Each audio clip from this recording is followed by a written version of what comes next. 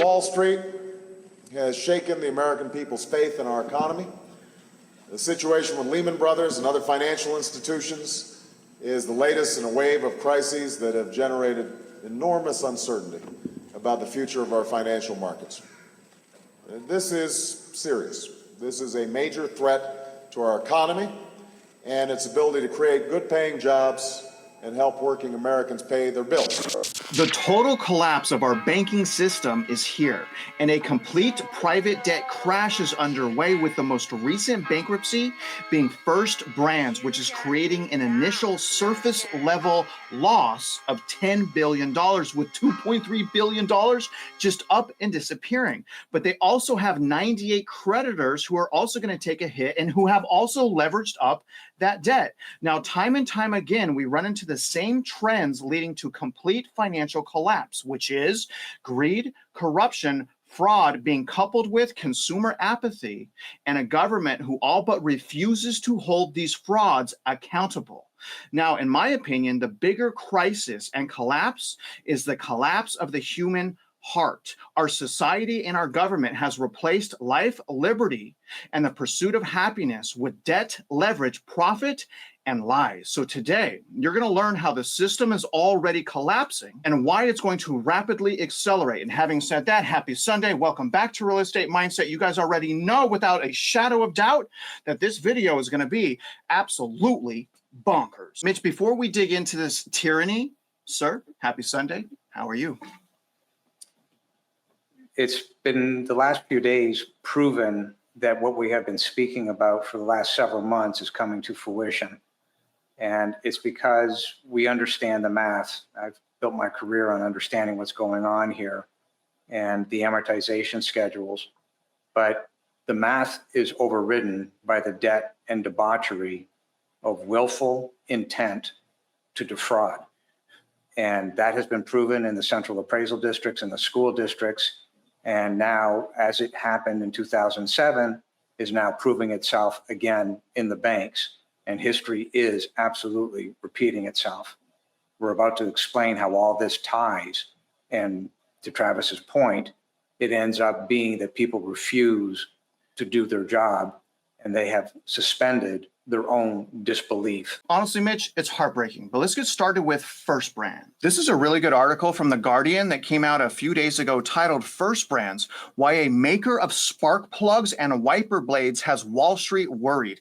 And real quick, you guys, they have a lot more brands than that. So here's a list of their brands. I wanted to show you guys just how big this company was. I mean, they own Michelin and all these other companies that you see on your screen. And as far as the filing, here's the filing right here on September 24th, 2025. Global Assets LLC and 12 affiliated debtors each filed, again, 12 affiliated debtors, so they took down people with them. Each filed a voluntary petition for relief under Chapter 11.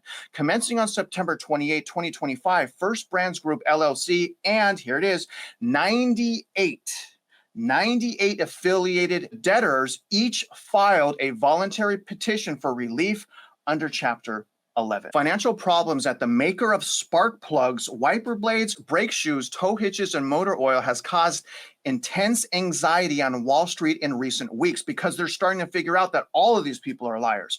Car parts are not usually something that causes financial chiefs to lose much sleep, but the reason they are here is because this is the signs of the fraud. Now, what is First Brands? It now owns 24 automotive-related companies, according to the group's website.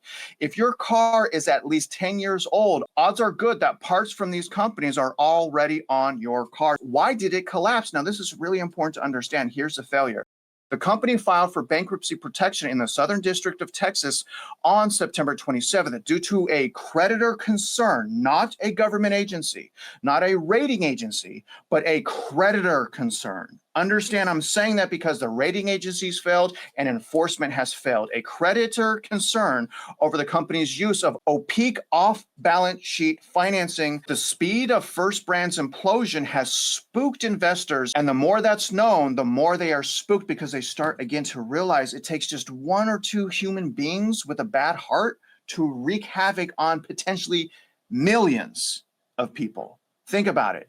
One crooked person could hurt millions of people. The company had until recently had a decent cash buffer, but it was using, here it is, guys, it wasn't really a cash buffer, it was private debt or shadow banking to borrow against invoices, in effect, keeping debt off its balance sheet disclosures and turning a company with 26,000 employees into a finance company more than superior of auto parts. That system known as factoring is not usual, but when the size of that debt and who is holding it becomes obscure, problems can rapidly accumulate, as the financing industry saw with the collapse of the UK fintech Greensill Capital in 2021. On Thursday, the technology group Greystone, which arranged some off-balance sheet financing, claimed as much as $2.3 billion. No wonder why the creditor is concerned, Mitch, is gone. 2.3 billion just up and disappeared. I wonder whose pocket that money is in. Jim, who predicted the Enron disaster in 2001, told the Financial Times that complex financial systems tend to flourish. This is so important. I highlighted this in green. Tend to flourish at the tail end of a boom when everyone wants in. As long as everyone works, nobody asks questions. That's the problem. You always got to ask questions. It isn't until something stumbles or the markets stumble that people say, wait a minute, what are we doing here? This doesn't make any sense. And it's not been making sense for a decade. For a decade, guys. Now, why is Wall Street so worried? A professor at the University of California, Irvine, says the issues at First Brands and the collapse of Tricolor connect because one was selling cut price parts and the other older cars to consumers under economic pressure. They printed so much money. The only way for these people to access that money that was printed in 1 month, again, 3 times money supply printed in 1 month, is by fraud. Inflation creates fraud. The only way to access money is from fraud. The fear is that private debt market has been too hot and has been giving out money at high interest rate to companies that just can't pay it back, and especially to companies in the auto market. Now, the private debt market is much bigger than it used to be, and we can see that by companies pulling their IPOs because they are raising money in those markets. But there isn't as much disclosure as there is in the public market. So there is a disclosure issue because we don't really know what's going on. He adds, when there isn't as much disclosure, there's more risk and there's more fear of contagion because somebody is going to have to take on those losses, and eventually it will reach up into the banks. With concerns mounting that First Brand precarious arrangement could be found elsewhere. When the assets become impaired, it's a surprise to markets because there haven't been a gradual update of information. And because we don't have great transparency on location and concentration of where these assets are being held. And that can often be knock-on effects that are unanticipated. So Wall Street got too clever for its own good again. And this is saying, why should we care? The worry is that the collapse of an obscure car parts company is the first domino. If more dominoes collapse, it could spread across the financial system, eventually triggering a wider crisis. Can you explain how this type of scheme and this pattern and practice is going to eventually, and probably has already caused, a Great Depression in the U.S. economy? About 10 months ago, I wrote a document called Debt and Debauchery. And that, in reality, as I said, is playing out live in front of everybody right now. And the domino effect of First Brands is massive. It's not just the 2.3 billion. So when you promote debt via bonds, which by definition is over leveraged, which is the compound cumulative effect of the interest, that combination, fraudulent principal and compound cumulative interest, is the recipe for bankruptcy. Madoff was a prime example. First Brands with 26,000 employees utilizing private debt, which is in fact off-balance sheet financing provided by either private equity and or shadow banks, that leads to over leverage. So a few days ago, a video that Travis and I did, I mentioned the idea, and in my mind, the fact that none of these companies should have debt that A, is not transparent. In other words, all debt must be transparent and trackable back to the balance sheet with proper notes to the balance sheet. And it should not exceed 30%. That's how you know you've got a viable company. All these other manipulations and machinations and gyrations, well, we can get debt here, we can get debt there, is leading to the domino effect. So think this thing through for a minute. You have 26,000 employees, more than likely 50% of them will end up getting laid off, where there's a domino effect in their communities. The idea that private lenders borrowed money from bigger banks, so the private lenders, private equity, what have you, are called shadow banks. Well, every bank is not something that's theoretical. A bank is not theoretical. A bank is made up of shareholder money. There's your domino effect. Those banks go bankrupt. Why? Because a lot of them have cross-collateralized each other's loans. This is debt upon bonds, upon debt. The spider web is absolutely massive. And that's why when we came out with the original statement about the 5.1 trillion in outstanding fraudulent school district bonds, we said that's only based on what we can see. We can't see the 313 agreements. The government refuses to turn them over, including the Attorney General. We can't see the off-balance sheet financing. We can't see the cost of the energy contracts. Everybody is hiding everything. And the truth of the matter is this comes back to the amortization schedules. If you have a QSIP associated with a bond, you must have the amortization schedule that this says this bond will be retired on X date, not rolled out and interest rates rolled up. All of these things are tied and comes right back to debt and debauchery. An amortization schedule is mathematically quantifiable. Go get it from your school district. Go get it from these companies. These companies didn't provide it to their shareholders. And now look at what's happening. Net result, domino effect. Yes, sir. And Mitch, would you agree that as a result of more of this debt and debauchery coming to light and the inflation and the devaluation of the dollar, all of that coming to light, is that the predominant reason why metals, silver and gold, have been absolutely blowing up recently? Is it because no one has any faith in banks anymore? It's not a question of not having faith in the banks. It becomes a question of not having faith in the entirety of the system. And it is because of the two largest purveyors of fraud on this planet, which are the Federal Reserve and which are the central appraisal districts, which are owned majority by the school districts. Put all that together, you end up with fraud, which ends up decreasing the value of your purchasing power, which is inflation. Inflation is a fraud. A equals B and B equals C, therefore A must equal C. That's how the math works. That's how it stacks. You know, the problem is, though, Mitch, is, when I talk about consumer apathy, I'm missing a little bit there. People are giving up hope. And the reason why people are giving up hope is the lack of accountability, the lack of transparency, the lack of enforcement. I mean, it kind of seems like they're going to lie to the public, everything's going to crash, and mom and pop are going to bail out the banks once again. So how can you or me really expect mom and pop to stay hopeful when all of the things that shouldn't be happening are happening? I don't want my children to bail out banks. I want banks that are spending money poorly to go out of business. Why should we be hopeful in our future? Because mom and pop can't bail out the banks this go round. They cannot bail out the school districts. There's no math on this planet that will allow this to happen. Mom and pop don't have the money. The median household income does not exist.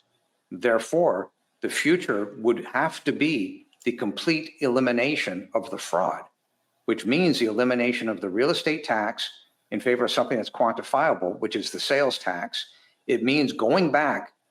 There was a fellow, I believe his name was Picar, who in the Madoff case was charged with reversing all the fraud, figuring out who got paid the money and clawing it back. That is what has to happen at the SEC level, on a federal level, with regard to what's going on here at these banks. They need to claw back the fraud, eliminate the fraud. These are all journal entries. Go back to the people that got paid that fraud, get it back, and ideally, you should be able to return a portion of the original principal to the investors who invested in the fraud. But the idea that they're getting any money based on the fraud, sorry, you didn't do your due diligence, or you refused to do your due diligence and participate in a Ponzi scheme, you lose. This is the way you gain credibility. The US dollar must be saved. It's not a choice. And the way you get that credibility back is you start these clawbacks, you get transparency put in the system, and you start putting people in jail. Unlike 2007, where very few people went to jail. This is a real problem. We've got this quantified. We know who did it. We know how they did it. We know when they did it. I've got 459 pages in a document. It's called a trial brief, and it's irrefutable. And the courts have already admitted that fraud has occurred. So it's not that the fraud hasn't occurred, it's the lack of enforcement. Our own Glenn Hagar, state comptroller, literally sent us a letter that says we don't have the right to enforce. He's wrong, they do, but it's in writing. Our own Attorney General, Ken Paxton, sends back a response that says we are not the repository of the document. Yet under Texas law, the Attorney General is the sole signator under Chapter 45 of the TEA, Texas Education Act, to ensure that there's money to pay for the bond. It's mathematically impossible.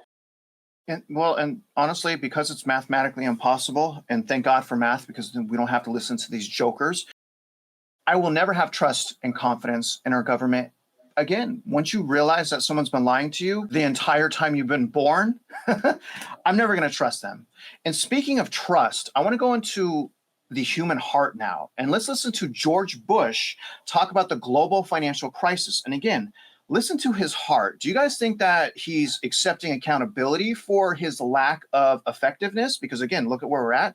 Or do you think he's just passing the blame? And then after that, we're going to listen to Nancy Pelosi talk about what she feels the real problems are, which is ideology. But she's not disclosing the fact that her net worth is about $250 million. Is from your book, and you were talking about the economy at this point, and you said, I felt like the captain of a sinking ship. This was one ugly way to end the presidency. Yeah. You bring up Hank Paulson, Ben Bernanke. You also had Larry Lindsey as an economic advisor. And I guess I think, when I think of the White House, I think they bring in all these big brains, and these people all know about global economies and this and that, and nobody saw it coming. Right. You talk about, I didn't see it coming. I didn't know I was, angry at what the banks had done. And, to me, I'm thinking, why isn't anyone accountable for this? Why did it slip past all these big brains that you like so much? Well, everybody's accountable. I mean, private and public sector. We did anticipate a problem, and that is that the implicit government guarantee of Fannie and Freddie, the government mortgage institutions, the fact that they weren't regulated, the implicit government guarantee plus the fact that they weren't regulated was creating a problem. And therefore, I did go to Congress and strongly urged them to regulate those two entities, and of course was rebuffed up until but this the was crisis really hit. Broad. This was broader than Fannie and Freddie. They were a big problem, yeah. But I also put in the book, this was not a case of regulation. This was a case of bad decisions in the private sector. And no, how did we not know that? I don't think anybody really saw the size of the catastrophe. But doesn't that kind of make you think, what's your people's job? But to help me do this? I don't think our job is to overregulate an economy. Our job was to provide reasonable regulation, which we tried to do, but were thwarted by the Congress. Look, I'm not trying to pass the blame on anybody. One thing is clear. George Bush and John McCain have no credibility when it comes to the economy. Just the brevity of the president's statement. We wondered if he was ever going to come out of hiding on this subject. He came out in 1 minute and said very little. What was expected was an explanation to the American people of what is happening, because it has a direct impact on their lives. What would be hoped for would be an apology to the American people for the situation that we are in. George Bush and, as I say, they have no credibility on how else could John McCain, in the midst of the greatest financial crisis since the Great Depression, tell the American people the fundamentals of our economy are strong. What could he have been thinking? George Bush and John McCain neither understand the economic hardships facing Americans, nor do they have solutions to address the crisis. You know that much of this happened because of lack of regulation, lack of oversight in terms of the administration making sure that these financial institutions were capitalized as they took risk. You know what this is? This is the failure of an ideological anything goes economic policy. It's interesting that she would claim that, especially after the last 5 years of them printing money for any reason whatsoever. And I just wanted to point out real quick, guys, that according to this article, her net worth is between $240 million and $260 million. So I think if it's me, I would like an explanation from her on how she made that much income and an apology for getting filthy rich as she worked as a public servant. That's what I would prefer. Now, Mitch, what I believe is this is a failure of the human heart that has led, obviously, to fraud, greed, corruption, and apathy. Now, do you agree with that? And why or why not? As time has progressed, the bigger the fraud, the more difficult it is for anybody to do what is right. And the problem associated with the fraud is that they layer paper upon paper upon paper, balance sheets that aren't correct, itemized deductions that aren't correct. And then they have interfund transfers that aren't correct. Then you have dollar amounts shown as expenses for which there is no proof that that expense even occurred because they hide the check register. So when you look at the combination of this, it becomes a daunting task. We're very fortunate in that we locked onto this problem back in 2016 and been tracking it ever since. But the amount of evidence that has been assembled is simply unfathomable. There's over 1,100 documents that we've got that are noted and in our new trial brief. So when you look at this, there is no way out. They're guilty. The problem for mom and pop is they don't have the ability, the wherewithal, to start tracking all this to truly understand it. We've got it down to a handful of documents that will help. But the economic hardship that you were just speaking of is caused by fraud. The Federal Reserve and the CADs are the largest purveyors of fraud on the planet. And it is a global problem, not just an American problem or a Texas problem. Well, okay, Mitch, but here's my question, though. Let's put this into perspective. If someone was honest, had morals and ethics, had a good heart, and cared about people, do you think that that person would knowingly commit fraud? If they start out with the ideal of, I'm a good person, but the problem that people run into, they don't know, right? They're ignorant of the law, and they're ignorant of their own position inside that organization. They haven't got a clue what they're doing there. They say, well, I'm going to run for office in order to protect this. Whatever that office happens to be, it could be a school district board, it could be a central appraisal district board, but one person with good intent versus 5 people that are proven criminals, Yes. by virtue of ignoring the law and ignoring what their job is to begin with, makes this an uphill battle. However, as I have said in our documents to the Texas Supreme Court, either the law exists or it doesn't. This isn't an option. You don't have the option to ignore those people who are employed by the government, to ignore the laws of the government. That makes what you are doing illegal. That makes you a criminal. It's not an option to ignore the law. So we believe the law exists. We believe a lot of people need to go to jail for what they've done here. And as this starts ramping up and banks fail, school districts go bankrupt, the domino effect kicks in. And the underlying point to all this is, with regard to President Bush, I understand exactly what he's saying, but there's a problem. The economy is mom and pop. Nancy Pelosi was jumping up and down on it. If anybody doesn't have that right, it would be her. She is a proven liar. She lacks, completely void of any ethical standard whatsoever. And it is mom and pop that is the economy, not the ability for those in power to steal from mom and pop. That makes them a criminal for which they should be prosecuted. Yes, sir. But that also makes it to where they're ignoring the law. And it's very unfortunate because a lot of these people are officials and a lot of them are in positions of power. And I say ignore the law when it comes to their own people. They don't ignore the law when it comes to mom and pop, such minor things, but they ignore the law when it comes to their buddy. And that's a huge problem. And again, to me, their hearts are sick. At least that's what I see. Now, more importantly, let's show the viewers that there are banks right now, regional banks that are in the process of going bankrupt. And then we're going to talk about why regional banks are so devastating. Zions Bank Corp. And you guys remember when we did a video on mergers and acquisitions, we named this company and the next one you're going to see. And we said, look out because they're probably next in line for a merger and acquisition.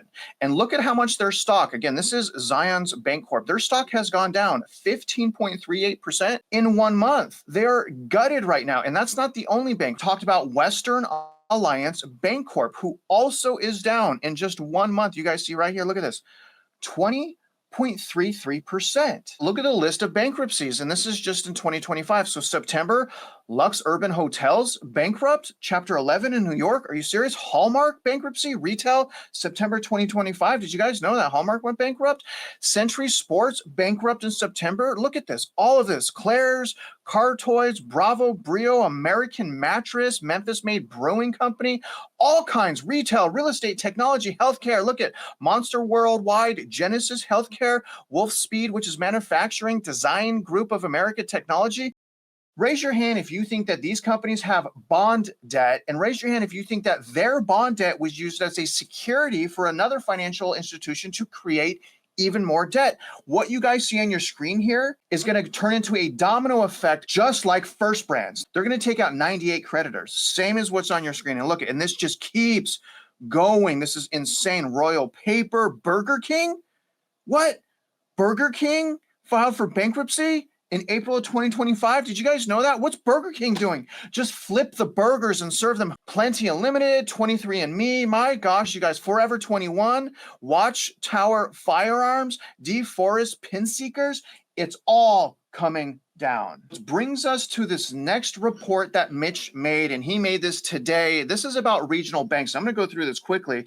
This is going to sum up why we're even using regional banks to begin with. Now, regional banks have over $5 trillion. $5 trillion in U.S. deposits. So that $5 trillion is probably levered up 40 to 1, which is going to create what? What do you guys think? $200 trillion in debt? 200 trillion? That's how the derivatives market works. That's how the hedge market works. They're making debt upon debt upon debt, and you and I are paying for it. Number two, they account for 50% of all industrial and commercial loans in the U.S. Just like 2007, the non-banks are going to destroy us again. But this time it's even worse. They fixed nothing except allowing the bubble to get bigger, which is not a fix. Originate 80% of all mortgages. Regional banks originate 80% of all mortgages. Think about that. Regional banks for the housing market are vital. Number four, account for 45%. That's insane, of all personal loans.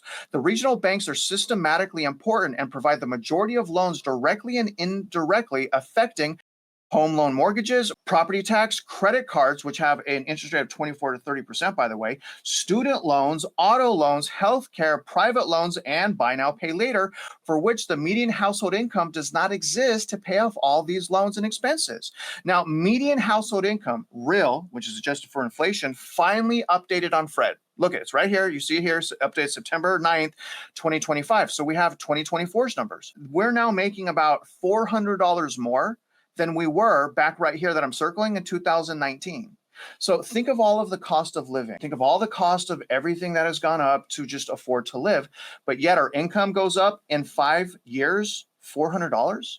There's no way that we could pay this debt off. It's an impossibility. Price is more important than payment. That's what you guys are seeing here, but people were sold on payment. If your liabilities are higher than your assets, you're bankrupt, and that causes hunger and it increases crime. Commercial real estate loans comprise 44% of regional bank portfolios, compared to just 13% for the big banks, except the big banks have larger loans on a nominal basis. We must now also take into account the fraud, which was recently discovered being two large regional banks, Zions and Western Alliance, revealing tens of billions of dollars in loan provisions and write-offs due to fraud from a single failed auto parts maker, First Brands Group. At this moment, no one knows how big the problem really is. And the same can be said in early 2007. Grifters, fraudsters, paid activists all act to promote fraud by sitting on the CADs and school district boards,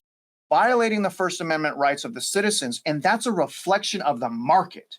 That's why it's all connected. These school boards, these CAD boards, all the property tax issues that we're trying to explain to you, that's because of all this other stuff happening. Because they know that these bankers and the government gets away with inflation and robbing its citizen. Mitch, we covered a lot. We're showing the viewers that we have a same kind of problem, but a bigger problem than 2007. To me, it's the same problem. It's the human heart, again, which leads to the apathy, the fraud, the greed, the corruption. It literally feels like there is nobody honest in America that either works for the government or makes money to pitch a narrative. And it's affecting every area and corner of our lives. And it honestly, again, keeps me up at night. I get super sad about all this stuff. I want my family to be safe. I don't want to make and take over the world. I just want a happy life. And I don't want much. So Mitch, can you just tell the viewers, if you want to wrap up the article that you wrote that I just kind of summarized, if you can wrap that up, and can you just give us your final thoughts on what all of this means to mom and pop? At this point in our story that we started months ago, one of the key elements is knowledge, and knowledge really is the key to understanding what's going on here. And to that point, mockingbirdproperties.com/DCAD, commonsenselaw.org, and Travis's site, realestatemindset.org, are fantastic sites. As far as I know, there's no bigger site than the Mockingbird site with regard to actual evidence showing what's happening. There's several documents, one of which is the Amicus brief that's on my website that was written to the Texas Supreme Court. That document, in combination with the systemic moral hazard document, and in combination, coincidentally, with the video that Travis did with Kayla Lane as video testimony, her video testimony as to how she is being treated as a member of a school district board, and how the citizens of godly Texas are being taken advantage of, for lack of a better word, with regard to their civil rights by that school district board. When you look at those three documents, you look at those three websites, and take it up one more notch, go online and type in school district bond fraud, Texas, and watch what comes up. And if you live in Los Angeles, type in school district bond fraud, watch what comes up. Michigan, Ohio, Illinois, Florida. Isn't it interesting that on my website, we found the pattern and practice. We found the nexus of all of this, and it is debt and debauchery. It is the fact that these school districts are bankrupt, and the school districts and the central appraisal districts are led by a cacophony of criminals. The fraud exists. The courts have said it exists. It's real. The key to understanding it for mom and pop is knowledge, and the key to protecting yourself is knowledge. No one signed up for this. This is absolutely crazy. And having said that, you guys, do us a favor, share this video, like the video, comment on the video, help us to share this message. And if you're out there investing in real estate, you guys already know we wish you luck and we hope you win.